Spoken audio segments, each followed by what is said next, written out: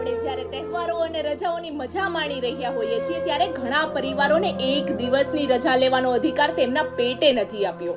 કામમાં મશગુલ ધારાને મેં પૂછ્યું કે તે ભાઈને રાખડી બાંધી. તે કંઈ બોલે તે પહેલા જ અમે નજીકની દુકાને જઈ મનપસંદની રાખડી લીધી. ધારાએ તેના ભાઈના કાંડા પર રક્ષાનો દોરો બાંધ્યો ને નાનકડા હાથે ભાઈના દુખણા લીધા. તે આંખો બંધ કરી હવે ભેટની રાહ જોઈ રહી હતી.